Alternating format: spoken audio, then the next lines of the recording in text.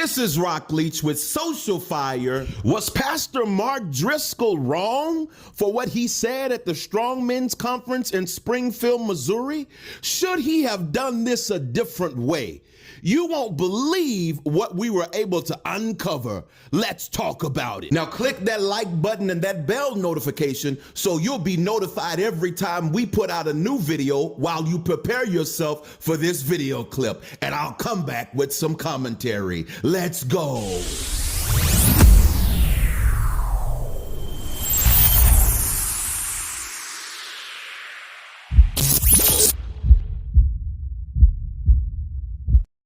Mark Driscoll was speaking on the stage at the Strongman's Conference in Springfield, Missouri. Now, this is John Lindell's conference.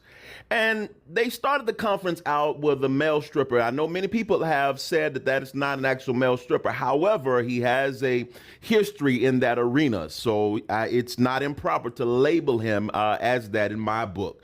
But what happened is that since they started it, this really bothered Pastor Mark Driscoll, which he said in his statement that it had him up at 1 o'clock in the morning praying for the men. And I understand. What I want to talk about in this video was, is he wrong for his approach? Because now he did say that this wasn't a personal rebuke of anyone. However, he did call it out. And that's all that needed to happen, was for it to be called out as inappropriate. Now, what happened after that is that we have a great question, which is, was he wrong? Because once he called it out, I believe it was Pastor John Lindell was telling him he's out of line, and Mark Driscoll said, I received that, and then he left off of stage. Now, Pastor John came on the stage and was quoting Matthew 18. And I want to go in and I want to talk about Matthew 18. I want to talk about Matthew 18, and we want to look into this from a biblical perspective. Now, there are two passages of scripture when it comes down to open rebuke or rebuke in general.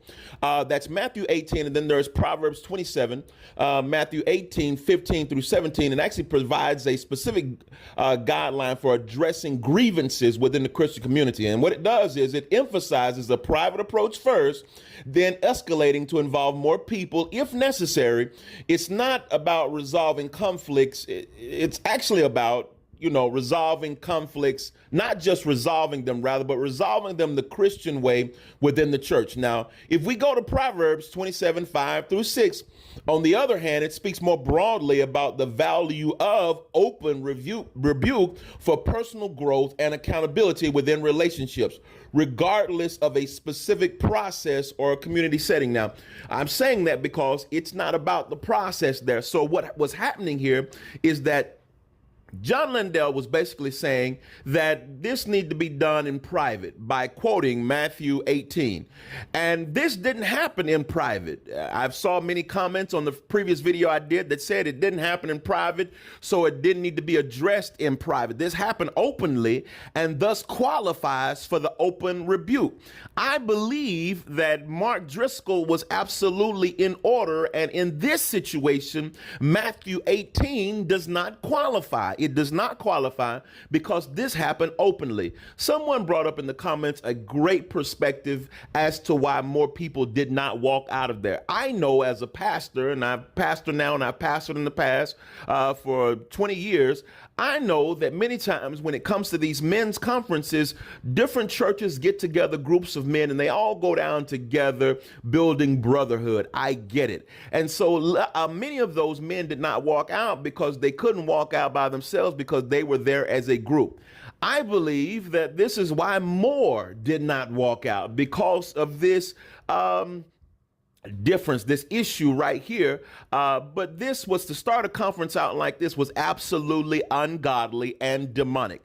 And I'm glad that Pastor Mark Driscoll took the stand. However, Matthew 18, which was quoted several times over the boos and the audience being ballistic, he quoted it several times. I believe that was Pastor John Lindell quoted that several times, Matthew 18. Well, Matthew 18, Pastor Lindell does not qualify because this did not happen in private. It happened openly. Thus, when it happened openly, Proverbs 27 was sanctioned because of where it happened, because of how it happened.